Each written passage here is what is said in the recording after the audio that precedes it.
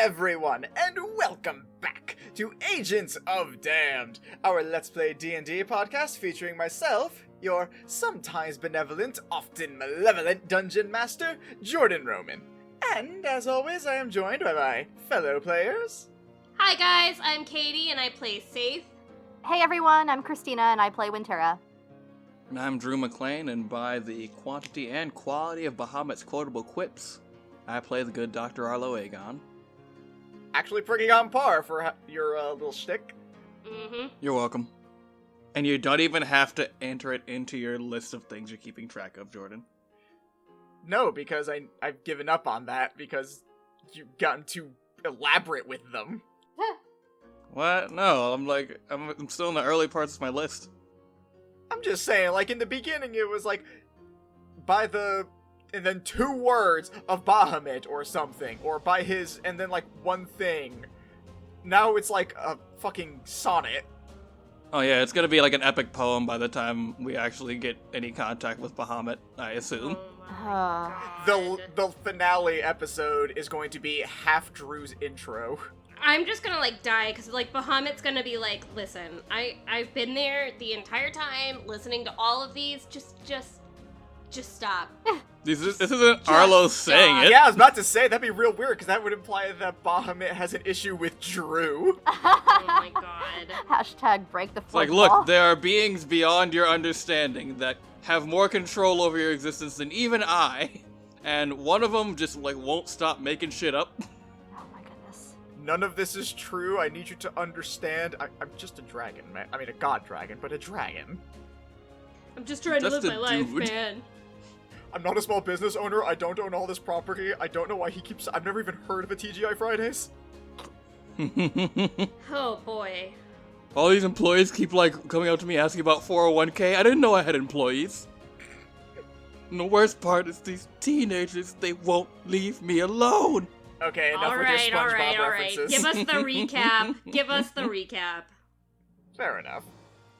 Last time, the agents began the arduous task of facing the trials of the Fae. They faced many challenging and bizarre oppositions, including a dating game where they needed to find the Fae Lord who held the key to advancing, and solving the puzzle of the Booty Riddlers. Now they continue towards their next trial, unaware of what next curious task awaits them. And thus, we resume our tale. You guys are, as I mentioned last time, in this large, open dining area. Big Betty has just kicked in the doors, saying, "Who's hungry, bitches?" Arlo, very apprehensively, slowly raises his hand. "Damn straight you are! Sit your asses down!" Oh boy. Oh no. Becky's very meta today. Oh no. So as you all, either willingly or reluctantly, take a seat at this ginormous table, Spib hops up onto the table and addresses all of you. "So, for this trial, we will be testing your constitution.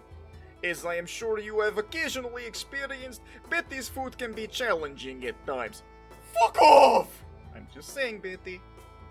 We do not have good return on customers. There may be a reason. Maybe some are dead. Who knows?"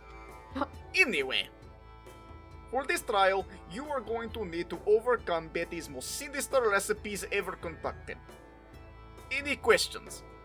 "Excellent! Let us begin."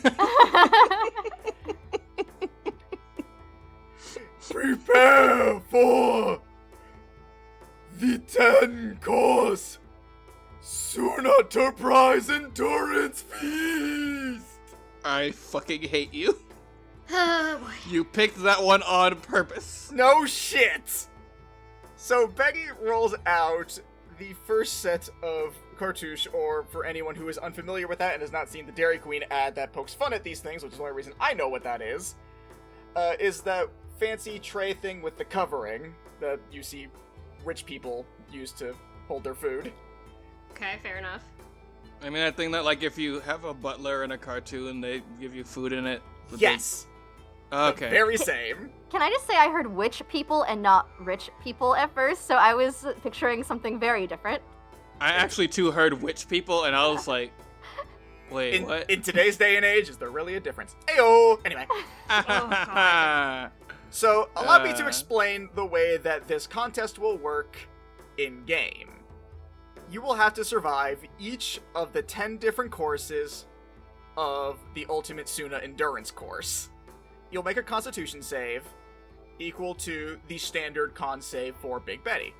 However, instead of gaining any sort of a benefit or a boon, if you pass, you gain a temporary +1 to your overall Constitution score. Neat. If we fail. I'm getting to that. Oh god.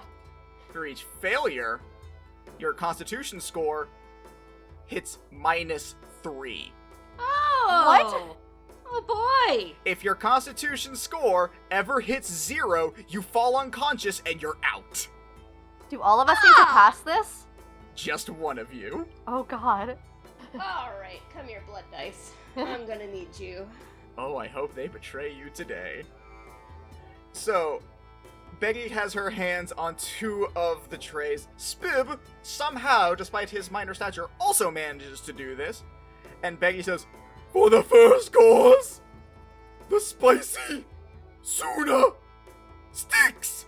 And she lifts them up, and there are just deep-fried, presumably Suna. You can't tell. They almost have a bit of a mosaic filter over them because God knows what, with a literal stink line forming a skull and crossbones over them. Oh boy. Wait, hold on. So you said, presumably Suna. Is Suna a thing that we know what the fuck it is? Is Suna like a fucking fish in this world, or are you just like... Is that like a cheeky thing, or is it just like...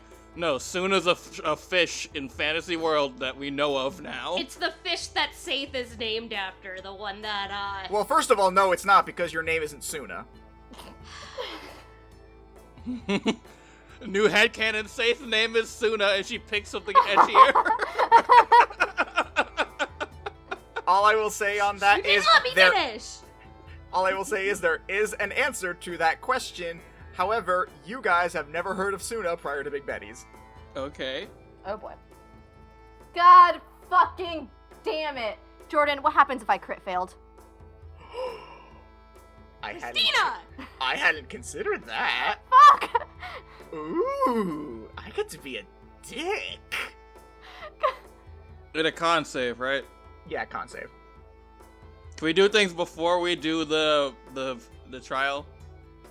Like, can we do magics? You're in the trial, but if you would like to cast a spell before you do your save, that is okay.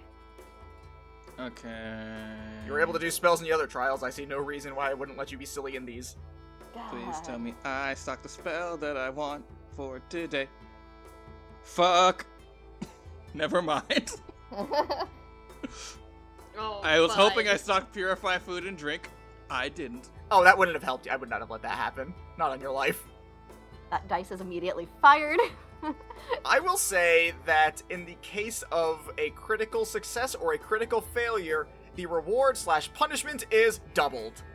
Oh boy. So I have a -6 now. It is to your overall score, so Oh, in your okay. case, since you have a 14, you now have an 8.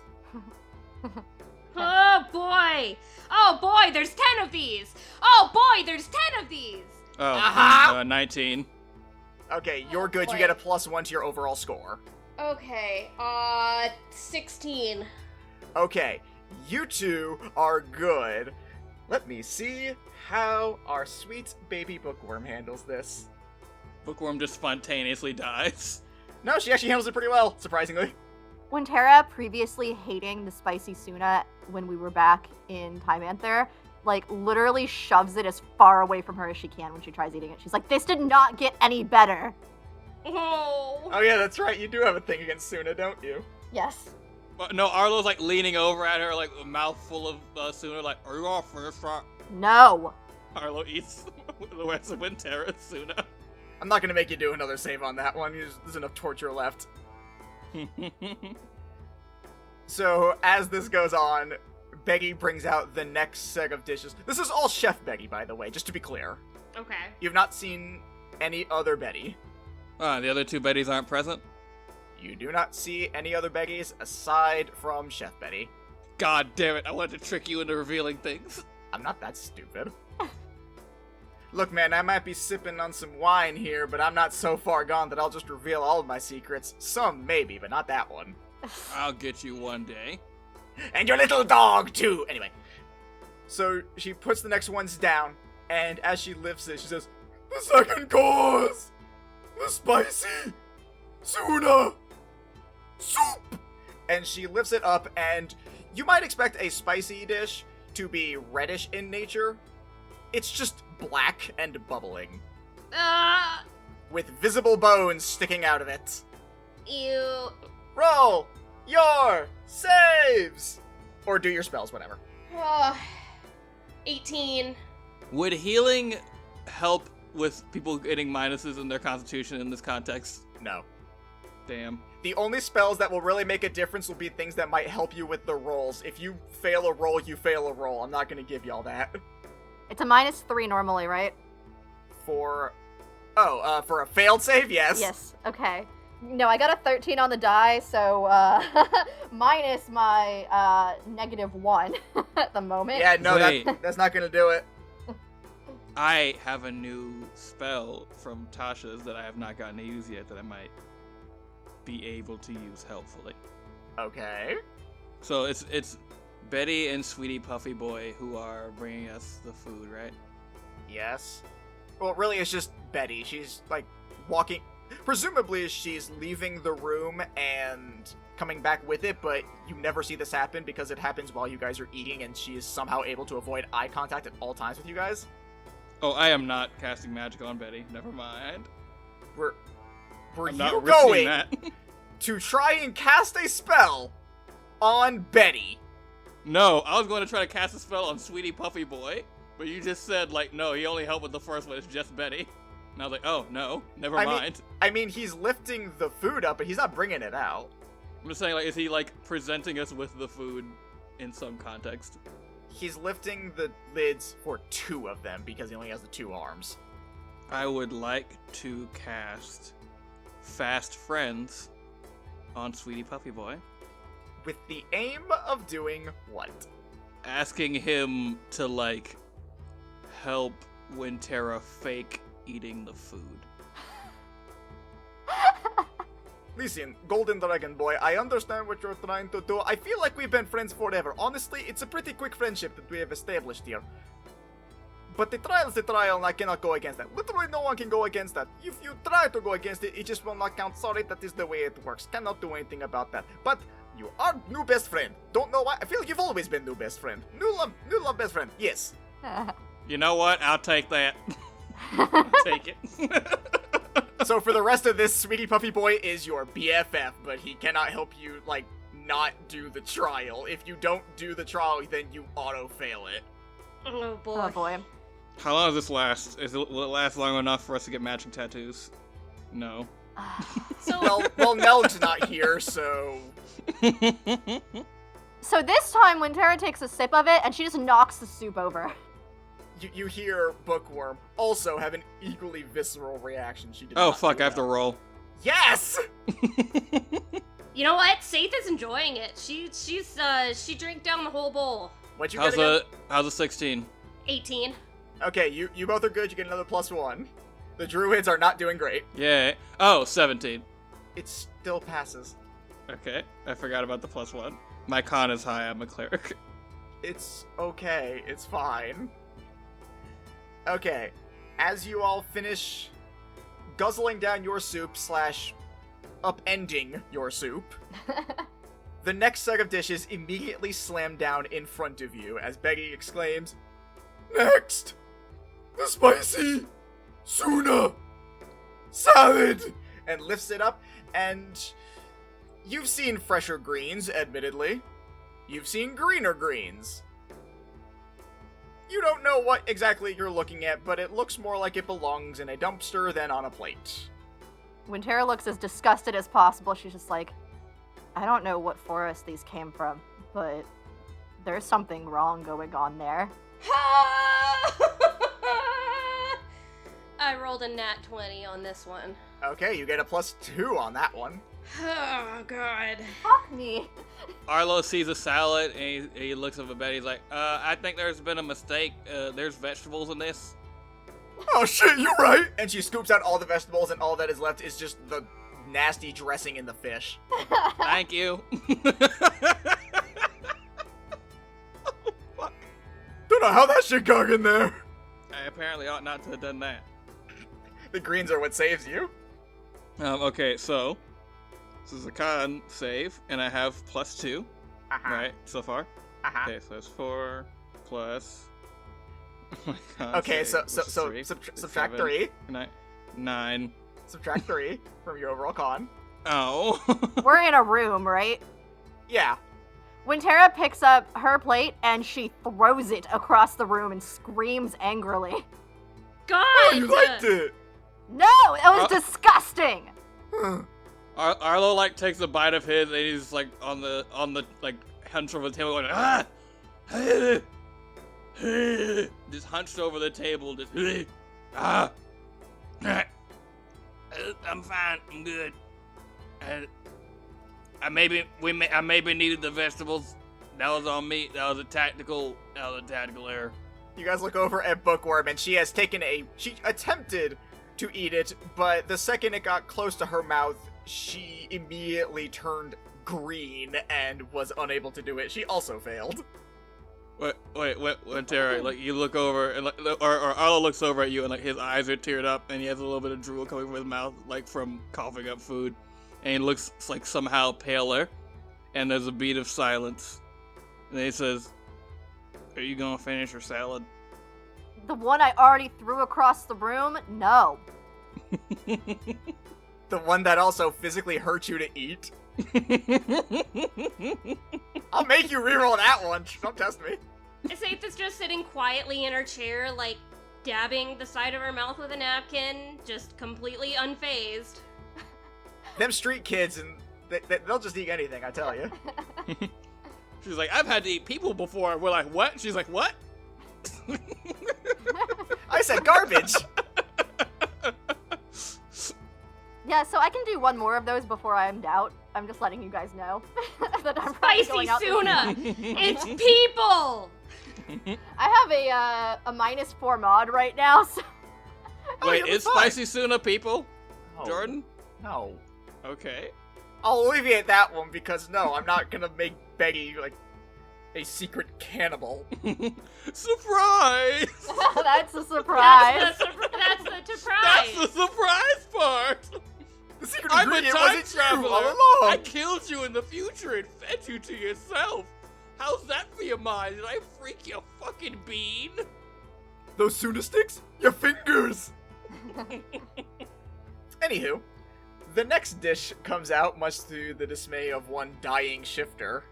The fourth dish! The spicy Suna souffle! And as she lifts it, this thing has sunk all to hell. It's basically like a crust around the plate. Ugh. It did not rise for shit. Please be a 19 or higher. Oh, good! Bookworm crit failed. Oh, baby! She has a constitution score of 1. Oh, thank What blood would dice. Spare the Dying do to someone about to pass out? Jordan, Read me the language of spare the dying. you touch a living... Is everyone having fun yet? Is this as wonderful as I'd hoped it would be? Because I'm loving this. You touch a living creature that has 0 hit points. The creature becomes stable and the spell has no effect on undead or constructs. I will say, if you do that to someone who passes out, they will pop back up to a con score of 1. Okay. That is a fair trade. Well, what is this, a souffle, supposedly? Yeah. This time when Tara just vomits into it. Oh, poor So go ahead and cast baby. Spare the Dying. Yeah, so first and foremost, 19, hell yeah, you boy. Yeah, I'm gonna cast Spare the Dying on my Terra. Like Arlo's like shoveling the souffle into his mouth, and then he just like, he sees Wintera just like slump over into her chair, and he kind of like magically summons up some holy energy, and then like it concentrates on a point in his finger, and then he just like jabs her real hard in the ribs with it, and she like pops back up like. Yeah, she punches you, Arlo, angrily, like, why would you make me go through with more of this? Honestly, I think you need to toughen up about your palate there. Arlo, you take 3 points of bludgeoning damage. Ah, what? I think you need to toughen up about your knees and watch them. Oh boy. Joke's on you. My knees aren't even where you think they are. I got them weird backwards legs. The blood dice is doing me well. It's rolled me a 19. Okay, so that's another +1 for you, and you two are doing great. Druid nature people, as it turns out, don't like hag food. Who would have thought? Specifically this particular meal. We're not a fan of spicy Suna, apparently. No, as it turns out, as you and Bookworm both have a Constitution score of 1, which means you guys have a -5 modifier. Wait. So You guys need to crit succeed in order to keep on going. I love the headcanon of like, you know, Bookworm and Wintera used to eating like fresh fruit and like berries and fish from nature their entire lives.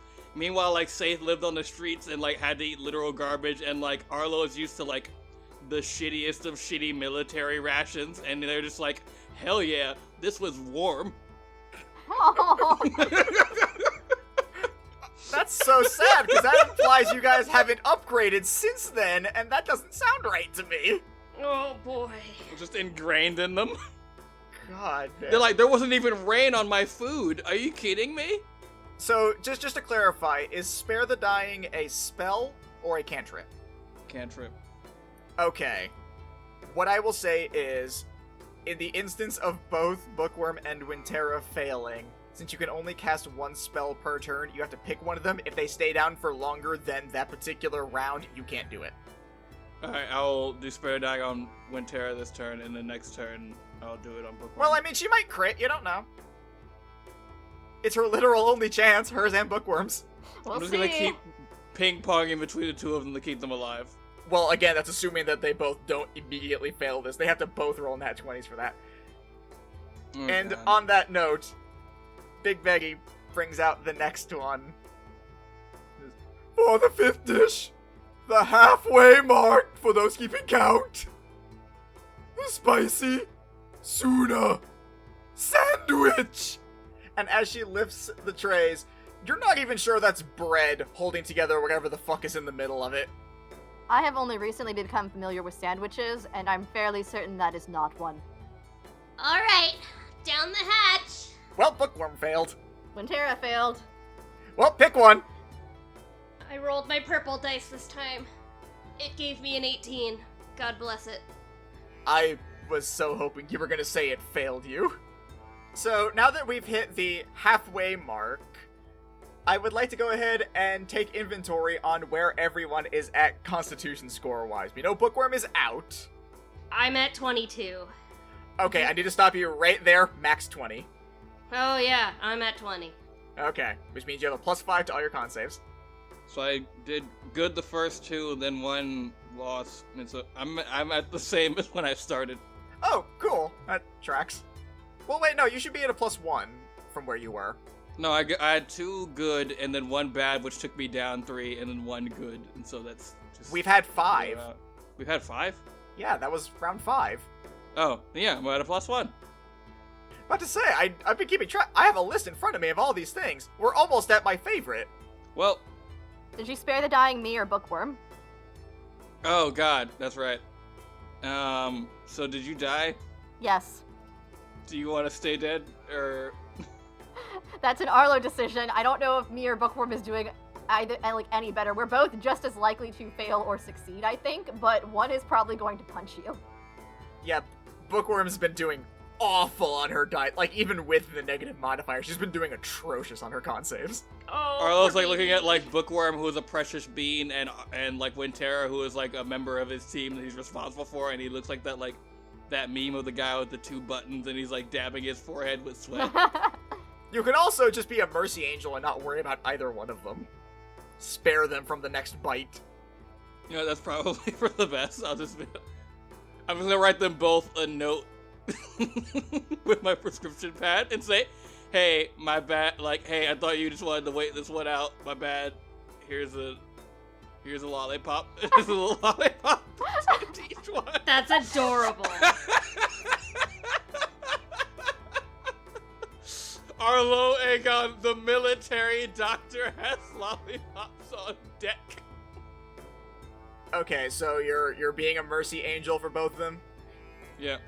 So, with half of the contestants knocked out, one of them at a meaty 16, the other one at a perfect 20, Becky brings out the next two dishes. She is now the only one bringing out food, as Sweetie Puffy Boy now gets to just chill and watch y'all's potential enjoyment or suffering, depending on how the next ones go. Can Sweetie Puffy Boy sit by me, his best friend? Oh, as soon as when Tara fell out of her chair, he immediately took her seat. I believe in your best friend. I improvise a secret handshake with Sweetie Puffy Boy. He somehow knows it. Yeah. That's par for the course. The next dish! The spicy tuna spaghetti! And she lifts it up, and those might be noodles. I'm sorry, what? They are moving, which is weird. Why are they moving? It adds to the flavor and texture. Eat.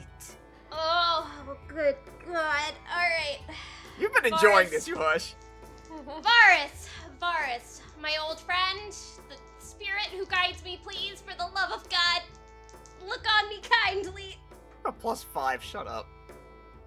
Oh, alright, yeah, that works out. So, 21, I'm okay. Shit, you were good on the die roll, fuck off. Ugh. Acting like you roll bad, fuck you. Please, Lord Bahamut, by all that is holy and draconic, guide me through this troublesome time to eat these moving noodles that I'm pretty sure are some kind of extra-dimensional worm. Oh god, I hope you fail. Tough shit, homeboy, because that's it's a 15 on the die, and then, like, You're what's my good. constitution now? +4? It's a plus something, you're good. Alright, Big Daddy. It just would have been really funny if, like, Scythe had prayed to her dead friend and got it, and you prayed to a literal god and failed. That would have been fucking hilarious. It was nothing personal, I just wanted that. Nothing personnel, kid. Anywho. So Becky brings out the next dish, which, by the way, is my favorite. I thought you said the other one was your favorite. I thought the spaghetti No. was your favorite. No, I said we were approaching my favorite. Oh. He did say that. That's true. This one is my favorite, and you will soon find out why. Mm. The seventh dish! The spicy tuna salmon! You don't even know what you're looking at. It's actually the thing that's looked the most like fish so far. Seth is gonna, like, look up at Arlo, just absolutely exhausted. Arlo has half the fish in his mouth already. Arlo has no sense of self-preservation when it comes to food at this point. Oh, God bless these blood dice. 24. Oh, you're good. Well. I like well. the sound of that. Well, Did you crit it? well, that's a 9. Oh. More than the taste, it's more the concept of a tuna salmon. You just can't comprehend it, and it physically hurts you to eat this thing as it is expelled from you almost as soon as it hits your tongue. Ugh. I don't know why, but in my head I imagine he like picks it up to like eat it, and like the fish is like still kind of alive and somehow sentient, and it looks at me and it says like, "Why would you eat me, my friend?" And then he just like has an existential crisis and throws up. That does not happen. He hallucinated it. He's thinking all of this like while he's just like kind of bubbling on the table. Sweetie Puffy Boy, like, caresses your arm reassuringly. Not, like, anything bad, just, like, you know, like a friend. Like, it is okay. Most people who have this much of Big Betties begin to experience real delusions. By the way, Sweetie Puffy Boy, as far as you know, Arlo, has undergone, like, a beautiful Squidward-esque transformation. And this does not faze you. Hello, sweetie puffy boy, you beautiful round man. Thank you. You are also beautiful and spherical. Thank you. You should model for Fantasy Maxim magazine. Oh, the almost pornography magazine, but not quite? No, not that one, though. The kind that some young boys found in father's bathroom when they were young? Why do I feel like that's a real memory for you? If you guys say it with Young almost Jordan, confidence what's and that? reassurance. Young Jordan's like, I wonder what this is. Oh, good golly gosh. Let's just say I'm real glad Well, my dad does not feel listen to funny. this. Oh, what? I feel strange in my pants. Alright, okay, alright. That's making me more sick than the Big Betty's food over here. Bring out the next plate. Come You know, on. the magazines that are placed on top of their really good magazines. Ah, alright. Okay, I'm done. Much. I'm done. You know the magazines when you go to the convenience store, they are in like your separate section. Behind ones in like, black the curtain bags? made of beats. I don't want to think about little 15-year-old Jordan finding a magazine in his father's bathroom. Please, let's go. Stop it! So to rush this along, Big Becky comes out with the next dish. The 8th dish! The spicy tuna steak! And she opens it up, and it almost looks like a T-bone steak, but wrong. Okay. Honestly, what do you expect at this point? Yeah, I know. Okay. Arlo looks at the plate and like he legitimately goes, but why though? Why not? I got Yeah, another fine. 24. I'm good. Alright. Bony bone dice doing me good. Bony bone dice looking pretty good. That's a 16. You're good. Have you hit 20 yet? No. I get like kind of far ahead and I fuck up and it takes me back. Oh yeah, 3. that's right. You failed the salmon. I forgot. And it's only +1 every time, and then -3 if you fail. It is very skewed towards failure. Yeah, I know. Almost like I wanted it to be like a dangerous challenge or something. Almost as if that way you have to consecutively succeed, like a Saith or an Arlo, as opposed to fail early on and not be able to recover, like a Bookworm or a Wintera. Look, my dice just decided today was the day they want to roll under 10 every single time. I'm just... And I thank them for it. I mean, Saith never rolls poorly. Honestly, we should have her roll all of the rolls. That's probably yes. Well, fortunately, only one of you needed to succeed, so I think you guys should be, like, at this point, it's kind of like a victory lap. I don't think you guys are far enough along that you cannot fail this. All right, Yeah. let's finish up. Let's do this. The 9th dish! She just magically apparates out of nowhere. You did not see her come in. The spicy tuna sorbet! And it does just look like fish ice cream. Like the one that I drew in that picture of her. Sure, I'll pretend to remember the details of it. Arlo's over there like, you know what? I'm not. You know, I don't know what I thought it would be. 18. So 19 on the die. I don't feel like doing math. I think it passes. You're good. So, as you guys do this, Becky comes out with the final dish. And this one is not in its own separate cartouche. It is rather in a giant one that expands the entire length of the table. Mind you, this table is fit for, like, a banquet. So think, like, from Beauty and the Beast dining room table. It's that big. Yeah, that's no okay. And she is lifting it one-handed over her head like a typical, like, server would. Yeah, that sounds about right. The final dish! And the most delicious or deadly. The ultimate Suna Surprise! And as she slams this dish down in front of you, all of your chairs lift a good foot off the ground before slamming back down. She lifts it up, and underneath it is just this ginormous fish-like creature that extends the entire length of the table. To answer your question from earlier, this is a Suna. Not gonna lie, I was expecting something else, like a tiny little piranha fish or something. What kind of pussy fish you think I cook with? Have you seen a piranha? Where can you even catch this thing? Company secret. The boss will be very mad if I tell her, or you, or if she finds out. I can't tell you. Company secret. Oh, come on, Betty. You can tell us. We've been customers for so long now. I mean, I could tell you, but I have to immediately kill you. Never mind. Don't want to know. So, for this one, because it is the ultimate Suna Surprise, this is more just me having some last-minute fun. You roll it at disadvantage. Okay.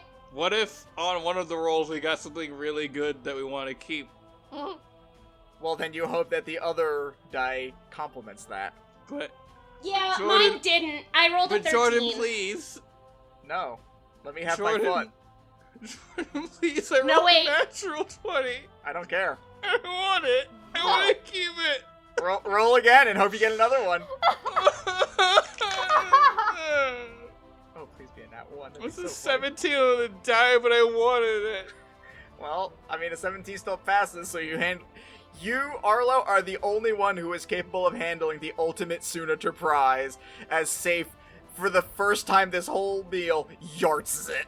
Yeah, so you see her just turn, from her purplish gray to green, deep green, and she just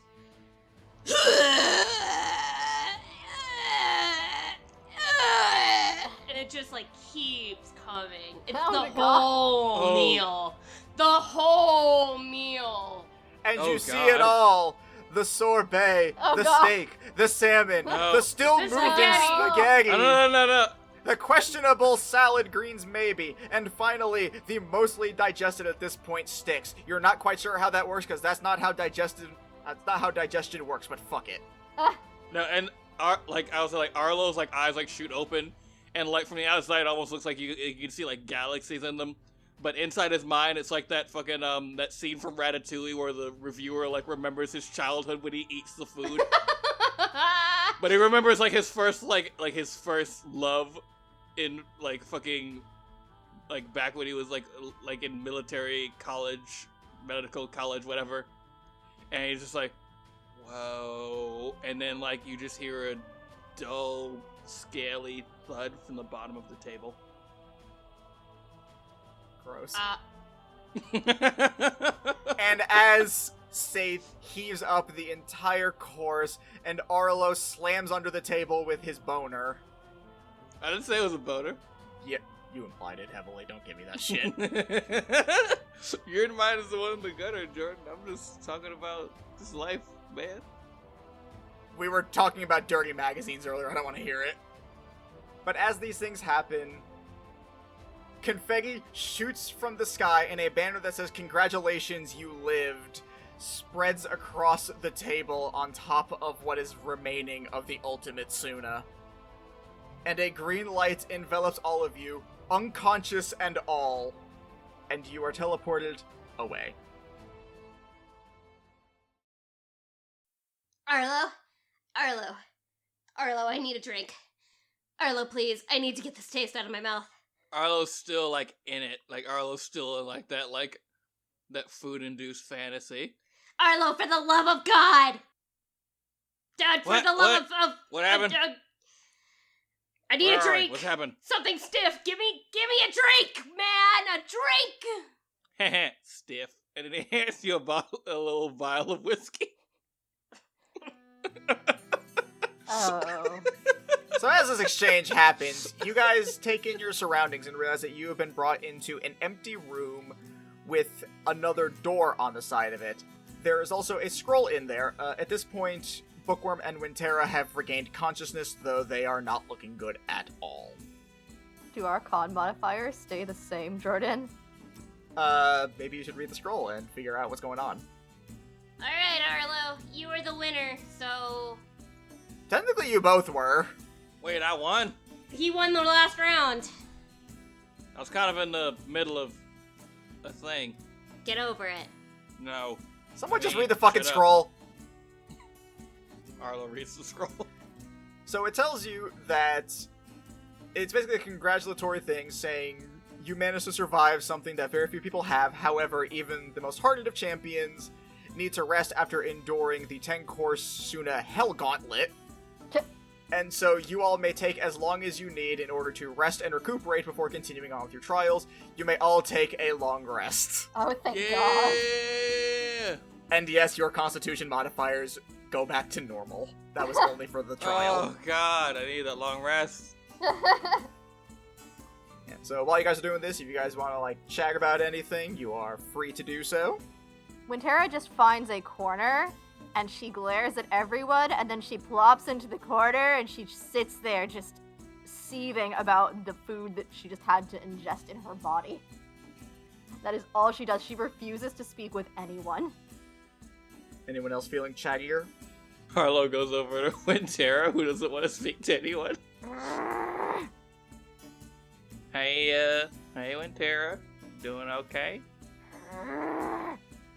Doing alright, champ?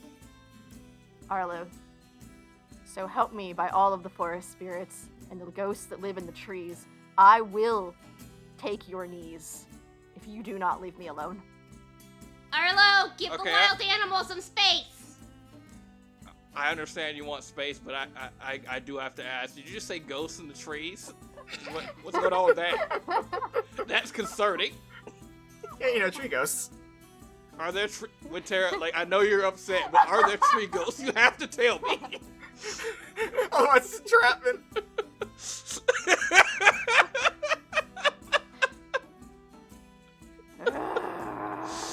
Alright, I'm going.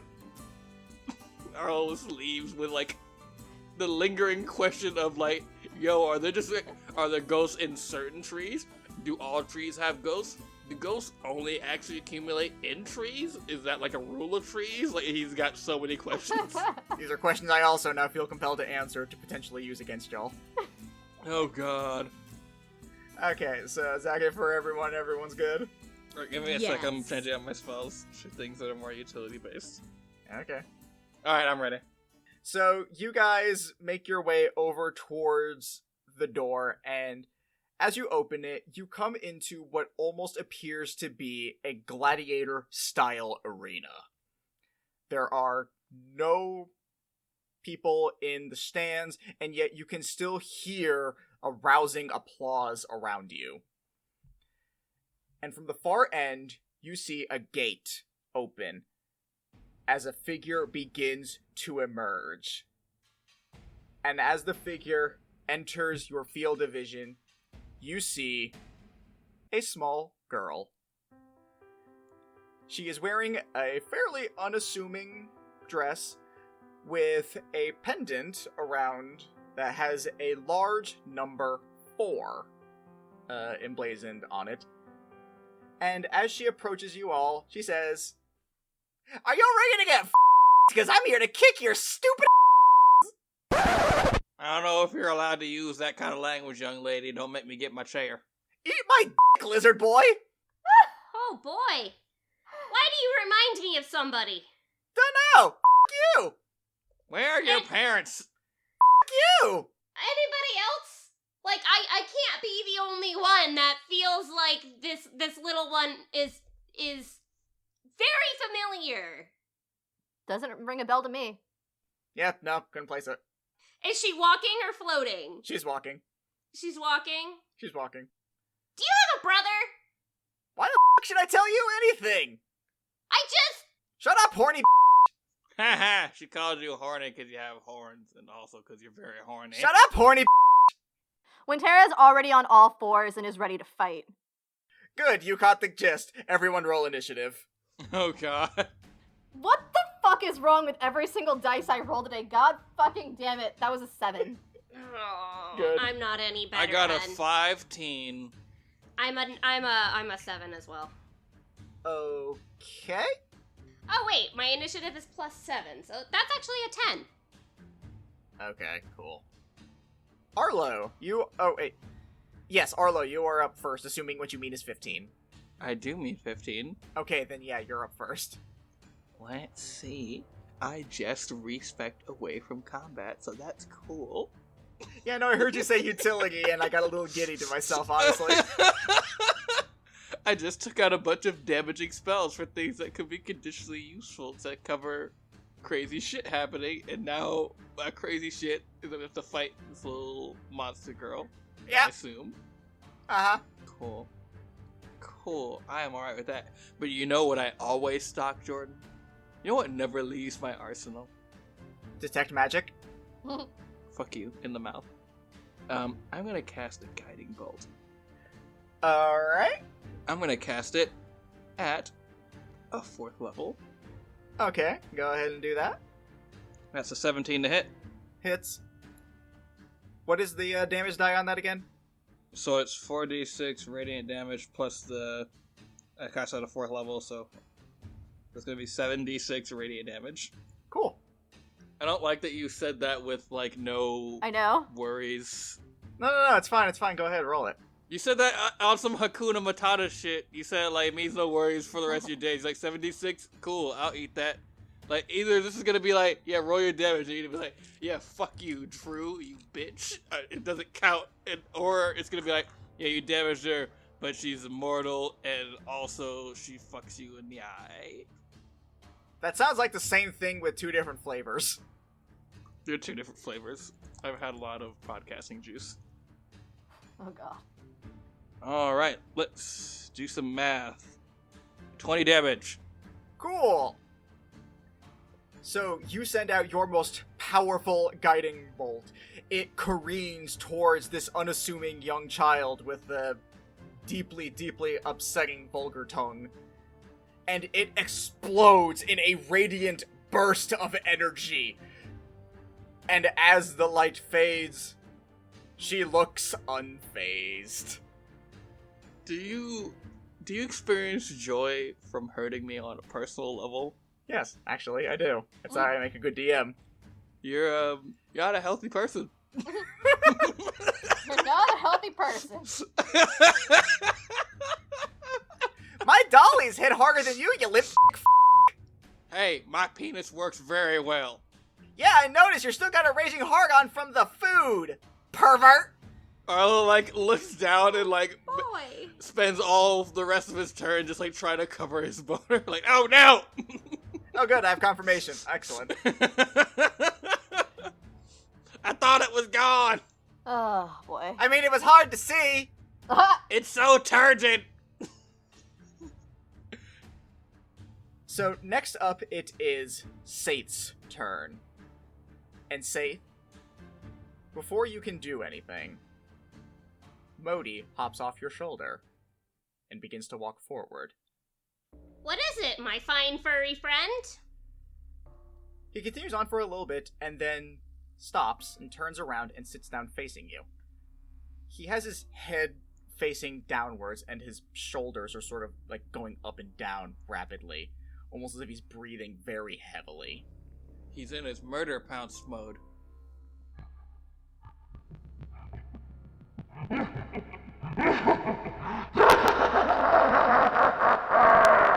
no! Oh no, it's the boon! It's the boon! My dear sweet Say, I believe it's time I give you what I owe you. It has truly been a pleasure working with you. I hope you enjoy my power.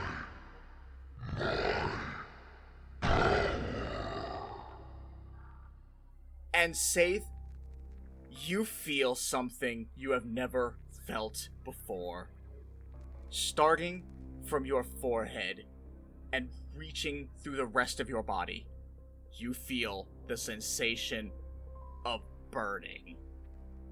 You've been able to handle flames before. You've walked through them to intimidate some of your bounties. But now, it feels like what you think a normal person might experience walking through flames. Maybe even worse, as you are hunched over in pain. For the rest of you who might be seeing this, on her forehead, a blue flame engulfs a small section of it, creating a symbol. It is a 3/4 circle with the top open and 2 lines splitting off, and a line going straight down the middle. It looks almost like some sort of horned beast. Saith, you are reeling in pain from this. And Modi comes up to you, his eyes looking just like that of Asmodeus, as he says, I hope you enjoy the power I give you. It was worth the wait. Do you accept this power? Boy. Oh boy. Oh boy. Anything to make it stop burning. As you sit there thinking to yourself, I need the pain to stop, I need the pain to stop, you feel a gentle hand on your shoulder. You look over and you see the visage of your mother once more. And she says, "It's okay, Saith. I'm here. I won't let anything hurt you. Just let it happen." Oh. And that gives you a momentary pause, and you feel at ease. Before the pain intensifies well beyond what you would have thought. You look up at your mother, tears in your eyes from the pain. And she looks at you with an earnest smile and says, "Thank you so much for trusting me, my dear, sweet." No! Jordan, you fucking cunt. As you are engulfed in a column of blue fire, everyone else is thrown back from the intensity of the burst. And the little girl looks on, completely unfazed by it, until in a blinding motion, she is wended from the spot where she stands, and her head explodes against the wall of the Jesus! Colosseum What the fuck? behind you all. Well, What you all first think is blood, you soon realize is actually mud, as the little girl's body begins to dissolve into a clay-like form. You now realize this was actually a clay golem. But that momentary reprieve is a minor note compared to the horror that you now see. Standing in front of this now corpse is a large devil creature, muscle on top of muscle. It has a long face with empty yellow eyes and the same sinister smile you all recognize in a twisted form that can only be described as hellish. Now, Saith, you find yourself in a black space. You are not in the same place that you were before. You see nothing as far as the eye can see. Until a figure appears before you. Emerging from blue flames, you see Asmodeus. It has truly been a pleasure working with you, my dear. She doesn't know what to say. Speechless, I see. Can't say I blame you. I did set up the pieces so perfectly for this. A little taste of power, which you didn't quite take. So I gave you something a little more tempting. A little more powerful. I'm so glad even you couldn't resist the temptation of bringing back someone important to you, and tightening the bond between the two of us. It made it so much easier for me to take hold of your body. Now I have exactly what I need to begin my reign in the material plane. Yeah, you can laugh all you want, but at the end of the day, you fucked up, bud. Funny. I don't think I'm the one trapped in my own mind as the king of hell invades your body.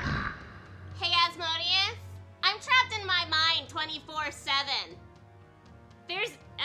I'm here now, like, this is great, to be able to actually see what's in here and recognize that there really isn't anything to be afraid of, including you. And if there's one thing I know, even if my teammates have to kill me, they're gonna take your dumb ass down and my suffering will be over. So, yeah, take the body, Asmodeus. Go for it. But you fucked up here, bud. You're not gonna last long out there. Well, I'm glad you have such faith in your friends to do the noble thing. I, on the other hand, feel like there is a little bit too many occupants here. So why don't we clear out some space? And 2 more flames appear. And from them, you see the figures of your grandparents emerge. Saith, it is still your turn. What do you do? Oh, look. My darling grandparents. Huh. Sure has been a minute since I, decapitated you both. Of brave victory, one for which we shall now rob of you. You have what belongs to us, and we will claim it back. Fate.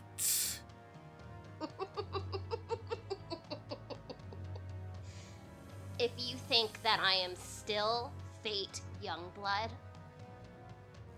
there's a lot that you're gonna learn today, old man. And, Saith is going to draw her crossbow and fire on her grandfather with a paralysis shot. Okay. And okay, no, I don't want to waste that right now. So I am gonna do just a paralysis shot. I was gonna call a shot, but I feel like if I'm gonna use a paralysis shot, then I might as well just go ahead and do it. No, that's fair, that's fair. Go ahead and roll to hit. Oh!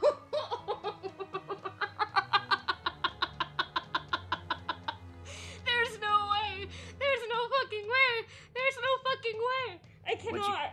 What'd you get? I say as if What? I don't know. Well, it's not a critical one, I can tell you that. Oh, a 2. Cool. Nope. Nope, that was a natural 20. Okay, yeah, believe it or not, that does in fact hit. Okay. Go ahead and roll the damage. Alright, so that would be... I am assuming you are using your stationary ability to gain advantage on the shot, thus enabling a Yes. sneak attack. Mm-hmm. Alright, so go ahead and apply the standard, the sneak attack, and the lightning damage. Okay. Standard. Keep the lightning damage separate, though. Okay. 10 piercing damage, 10 lightning damage, 15 for the sneak attack.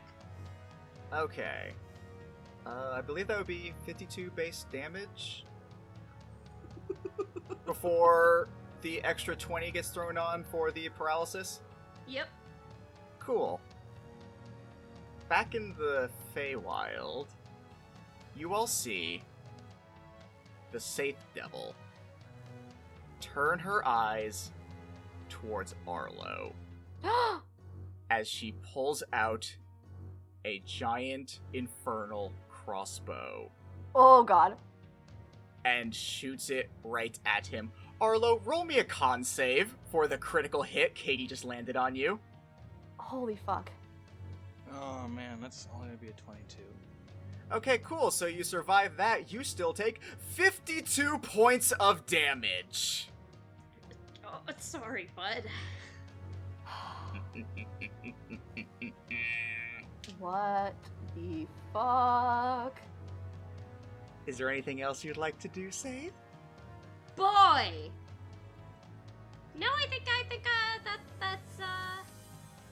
Okay. So as you, within your own mind, fire this bolt at your grandfather, it strikes him and he reels in pain from this extremely well-placed shot. He's able to resist the paralysis of it and doesn't take any of the lightning damage. However, he is still in agonizing pain, and that is all that you perceive. fair enough. Wintera, you're up. Wintera was crouched and ready to fight this girl, and she sees out of the corner of her eye this shot get fired at Arlo, and she immediately snaps around. She's just like, what the ever-loving trees are you doing, Safe? For the record, Saith does not look like she normally does. She looks like a pit fiend. She kind of falters at the end as she realizes that this is obviously no longer regular Safe. And I'm gonna go ahead and do what I was planning on doing initially, which was summoning a conjure animals at 5th level, 2 jockbirds and 2 birdies. Oh, excellent. You get to bust this one out. Yes, I do. So, Wintera, as she's asking, what are you doing, is doing her bird hand gesture. And she's just like, jockbird, birdie, different plan. Is your bird hand gesture just like a bird shadow puppet? Yeah, pretty much. Wonderful.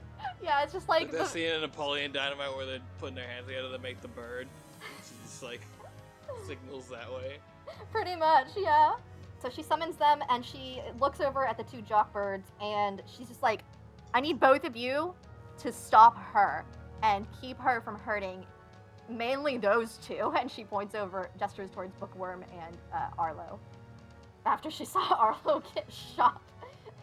And then she looks over at the birdies, and she's gonna have them go be shields. Yeah, so the jockbirds are going to attack. Is it against Saith's normal AC? I don't know, roll it. Actually, at this point, I don't know why I'm being coy. Yes, it's everyone's stats. Okay, does 18 hit Saith? It does. Okay. I may have all your stuff pulled up just because I thought this might last a little longer. Mm-hmm. So she takes on the first hit 6 magical piercing, and I know that's gonna hit, and then a 10 magical slashing, and then the second jockbird gets a nat 20 on the first attack. Good. Nice. Yes, so that was the beak attack, which is... This one's especially looking ripped today. So it does 20 damage on that first beak attack. And then it gets a... I don't think a 15 is gonna hit. No, her AC is higher than that. So it misses on the talon attack because it's too invested in beaking her. And then the birdies are over there and they're protecting Arlo and Bookworm, and they are actually over there going, birdie, birdie, birdie, birdie. And they're using their leadership ability for both of them. Oh. Cool. Do you want to go ahead and read that one out loud so that they know what that is? Yeah, so they're uttering their special warning whenever a hostile creature within 30 feet of it or a non-hostile creature that it can see within 30 feet of it makes an attack roll or a saving roll. You can add a d4 to your roll provided that you can hear birdie. Okay. Is that going to be it for you? No. This time she actually is going to summon her spirit wolf, and it is going to appear. And the difference between the wolf spirit totem is that anytime I do healing creatures, you get more healing, but also you get advantage to detect creatures in my magic zone. Nice. So that is my turn. Okay. Saith, from your perception, you see Asmodeus summons 4 imp-like creatures, 2 of which appear to be far stronger than the others. The two smaller ones go off to protect your grandparents, while the two larger ones go up and they attack you relentlessly. Okay. Back outside in the Feyworld, it is Bookworm's turn. She is going to immediately rush over to Arlo and begin to cast a healing spell on you. Arlo, you regain 10 hit points, and also make me a perception check. 6. Okay, you get 10 hit points back. Yeah. And nothing else. Boy, I sure feel like there might have been some additional, information layered into that, but I have caught none of that. Bookworm shrugs as she does not know what you are talking about. Saith, what you perceive is your grandmother going over and healing your grandfather. Fair enough. Back up to the top of the order. Arlo, you're up. Arlo, charges his holy symbol with the light of Bahamut and, looks at the pit fiend safe, but still sees her face. And he knows what he was taught in, military and in cleric school, that when someone is possessed by a demon, that no question you have to take them out. That's what you have to do, that's protocol. But he remembers just everything. He remembers, Saith hanging upside down from the tree. He remembers sharing vials of whiskey with Saith, just kind of trying to relax. He remembers, them all, sharing their room together and, sharing their backstories and such. And he remembers Saith making the sacrifice of essentially a wish that could bring back her most loved person to help their friend Wintera. And, he has the arcane energy, or not the arcane, but he has, the holy energy charged. And he has it aimed at Saith, and he just can't. And so instead, he aims it down at the ground, and he casts Magic Circle around Saith. What does Magic Circle do? So I feel like I know what it does on a base level, and if I'm even remotely right, this is going to be very interesting. Alright, so I'm going to read the basic version of it, and I'm going to read the way I am using it, because it is allowed that way. Okay, fine, go ahead. Alright, so you create a 10-foot radius, 20-foot tall cylinder of magical energy, centered on a point on the ground that you can see within range. Glowing runes appear wherever the surface intersects the floor or other surface. When you cast a spell, you can elect to cause this magic to operate in the reverse direction, preventing the creature of the specified type from leaving the cylinder and protecting targets outside it, which is what I'm doing. Nice. Okay, that is not the spell I thought it was, but that is still very interesting. So the creature can't willingly enter, or in this case, exit the cylinder by non-magical means. If the creature tries to use teleportation or interplanar travel to do so, it must first succeed on a charisma saving throw. The creature has disadvantage on attack rolls against targets within the cylinder. There's no one in the cylinder. Huh. The target within the cylinder can't be charmed, or I guess without the cylinder, can't be charmed, frightened, or possessed by the creature. Dang, if only I had given her some means of interplanetary travel. Charisma saving throw. No, I don't control her. Thank you for putting me in that barrier, good sir. I do not wish to harm you. But I don't really have a choice. Saith may not agree, since by her perception, that was her grandfather that did it. That's fair. It's a big old bear that says, "Fuck you, I killed your parents." And also a giant drawing of a penis on it. Yeah, that's definitely what a devil-worshipping cult would put on their magic barrier. I mean, you Phallic don't imagery. know. You know what? I'm controlling the illusory images of them to some degree, so yeah, I do, and that's absolutely not what Saith perceives. Saith, by your perception, it is far more demonic. You see black and blue stone crystals emerge as a blue flame wreaths around you, and that is how you perceive the barrier, as your grandfather says, You need to stay where you are while we get rid of you. You couldn't get rid of me 30 years ago. You're not gonna get rid of me now. I'm stronger than I was then. And just as ugly. it is now your turn. Can I roll a perception check to see if there's anything fishy with what's going on around me? I'll say insight. That's more the Damn applicable it. stat. That's the stat, sorry. No, it's okay. I have a +9 to perception. And No, I know. I have your stats pulled up in front of me. I have all y'all stats pulled up in front of me because again, I thought my ruse would last a little longer. It's only a 9. That's not gonna work. Nope, as far as you know, Asmodeus has just entered your mind and has brought about your grandparent in order to help erase you from your own mind, allowing him to solidify his hold on your body. Which he openly stated before, so no new info. Alright, so I'm gonna use my Ring of the Ram on, my quote-unquote grandmother to push her away from my grandfather. Read me the language on that? You can use an action to expend one of 3 charges to attack one creature you can see within 60 feet of you. The ring produces a spectral ram's head and makes an attack roll with a +7 bonus on a hit 5 feet away from you. Alternatively, you can expend 1, 2, 3 of the ring's charges as an action to try to break an object you can see within 60 feet of you that isn't being worn or carried. The ring makes a strength check with a +5 bonus for each charge that you spend. Is a ram able to leave the circle? Yeah, that's what I was trying to figure out. It's a spectral ram's head, so it's like a ghost. No, I realize. I'm just trying to make sure I do this Ghost fairly. ram. I'm trying to make sure I do this as Ghost fairly ram. as possible, because I don't just want to ignore the circle, which was a very good move. Thank you. So you said you're using the first option just in reverse, right? Yes. I was talking to Drew. Oh, I'm sorry. Yes. Well, I mean, no, the options aren't options. They're all stipulations of the circle. They all... Okay, I'm sorry. It's just reversed. Like, instead of it being like, you can't get us inside the circle, you can't fuck it with us outside of the circle. For all those options. Wait a second. Yeah, so this would... It looks like by the rules of it, she'd have disadvantage on that attack roll. I'm 'Cause cool it's with going that. outside of the cylinder. Real quick, I have also noticed one other thing about it that I feel like, Drew, you immediately went over and you super should not have, because it's hella important. What? The last stipulation, targets within the cylinder can't be charmed, frightened, or possessed by the creature, and you choose one of the specific kinds, of which Fiends is one.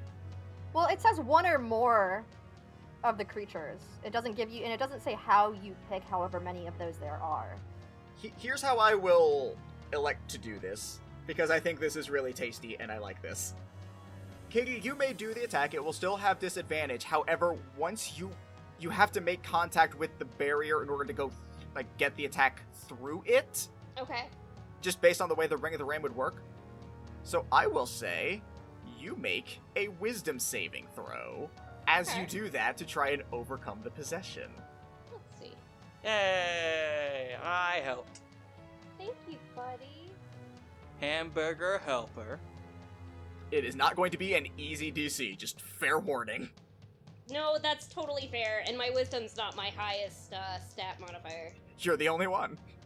Okay, but what if I rolled a 19, so it's a non-natural 20?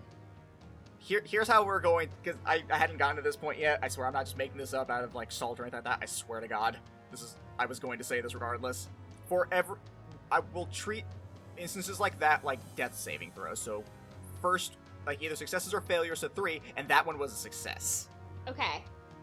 So you have 1 in there, you are starting to be able to push back. Like, it doesn't impact the barrier's presence, but you are still, you're feeling, like, you're feeling some give. Okay. And as the visage of Asmodeus has a slight flinch, like he felt it and he did not like it. Roll your attack with disadvantage. Can I say, like, while we're doing that, can we see anything that, like, might key us off to that on the outside? I will say all 3 of you roll me a perception check to notice that. And by all 3 of you, I mean you 2 plus me. 24. Yeah, you notice. I got a 14. I will say, because it was only the first one, Wintera is the only one who noticed that thus far. You noticed a reaction when she punched into the barrier, like it almost caused pain. Okay. Anyway, Saith, what'd you roll? I rolled a 2. Yeah, it doesn't really matter. I was gonna ask who you're aiming at. It misses completely. It misses.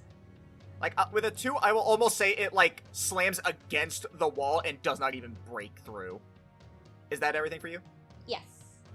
Okay. I believe that brings it back to Winterra. Okay. Noticing the pain when she made contact with the wall, I want one of the jockbirds to try to slam her back into it. Okay. So she tells one of the jockbirds, push her into the wall! And the other one can attack. Okay, so one of them will just roll standard. The other one will make an opposed grapple check. Wait, how do you want that to go? Like, what order? I'll attack first and then the grapple. Okay, if you break a certain damage threshold, I will say that you can have advantage on your strength check. Okay. That one misses. That one hits. I think. What'd you roll? 18. That hits. Okay. So that was the second attack. So that was the 10 magical slashing. I will say that was not enough to have advantage on the roll. I had set that to 15 damage. So go ahead and make opposed grapple check. You roll strength. Saith, you roll strength or dexterity, whichever one is higher. I don't think that's gonna matter. Oh?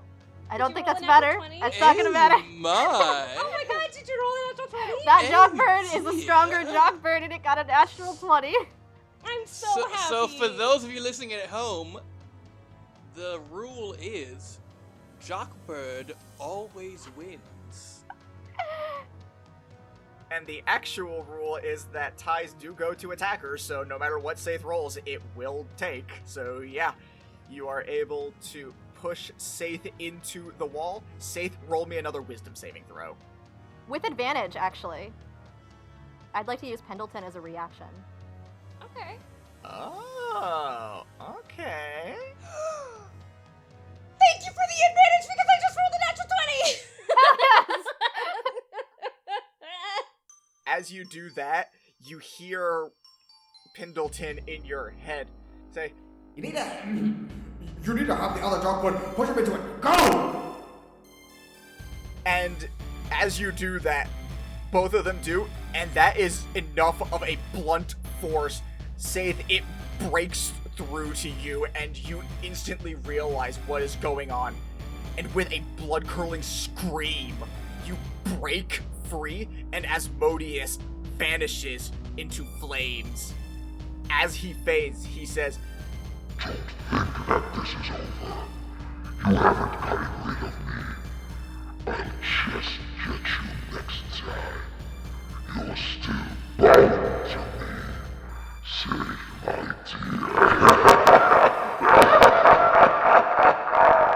Alright, take a throat lozenge. Good Bahamut, Lord Almighty, get out of here! I already done told you my friends were gonna mess you the fuck up, even if they had to kill me for it. You come back and we will abso-fucking-lutely defeat you. I'm not afraid of you, Asmodeus. I never was. as Asmodeus fades with your final declaration of defiance, he says, Oh, you poor foolish child. I'm always here. and with that, from the outside, you all see the blue flames once again engulf Saith. And as the flames fade, she is back in her normal form, and she immediately collapses unconscious. Can I roll to try to catch her? How far away are you? I don't know. I can't be more than 10 feet away because I was doing the barrier. Dex save. 19. As she is about to collapse onto the floor, Arlo, you scoop one arm in under her and manage to catch her. And that is where we shall pause our tale for now.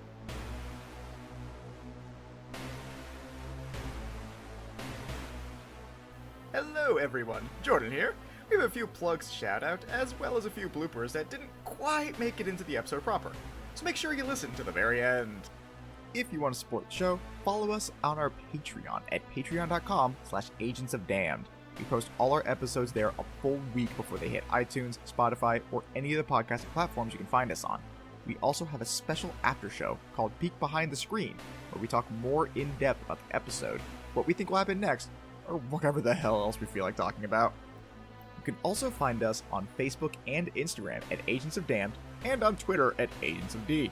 You can also follow our personal Twitters, me at Pokechap, Christina at Greekachu, and Katie at Missy Mystery, MYSSY Mystery.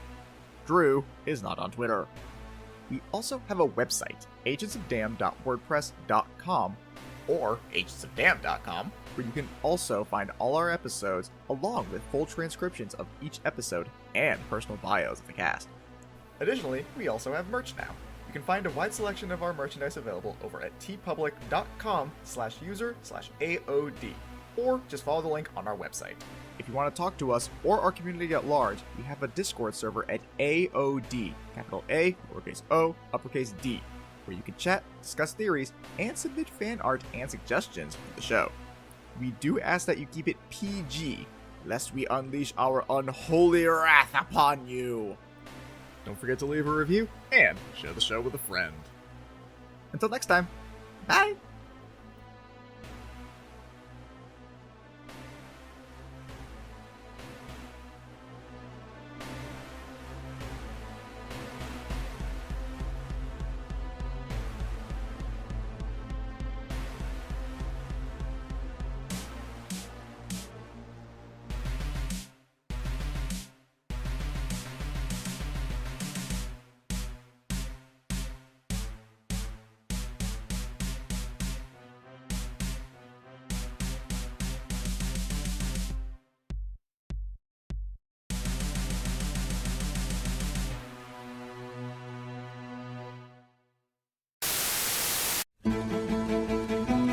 Tabletop Titties is a weekly tabletop role-playing podcast run entirely by people of marginalized genders. Queer, feminist, hilarious, and most importantly, fun! Our entire first season is already out now on all podcast platforms. And features guests like B. Dave Walters, Josephine McAdam, and Nora Ibrahim. Join us on our D&D 5e adventure run by Dungeon Goddess Charlene Bear, where we played an entirely homebrewed battle royale campaign, The Wildwell Trials. Season 2 follows the same characters you know and love as they play Hit Point Press's hilarious horror carnival extravaganza, Heckna. And don't worry, we don't just do D&D. We also have a World of Darkness Chronicle, Titties by Night, a Vampire the Masquerade V5 campaign. Story told by Kelly Wright, this show follows a vampire coterie of supernatural investigators in Victorian London. All our shows have professional actors, intricate editing, and storylines that keep you coming back for more. Catch us live on twitch.tv/tabletoptitties. Or as an edited podcast wherever podcasts are found. For more information, visit our website at tabletoptitties.com. And whenever we say tabletop titties, that's with double D's if you know what we mean. I sincerely forgot about the Booty Riddlers, and now I can't think of anything but the trauma of experiencing the Booty Riddlers. I know. You forgot about Say's Nat 20 booty roll? How could you? I have God! the best booty. So, Saith is gonna saunter up to the scroll, okay. and I'm just gonna take a look at it. It says the same thing I said earlier. Yeah, I just want to look at it some more. Okay. Mostly because I definitely might not have been paying attention.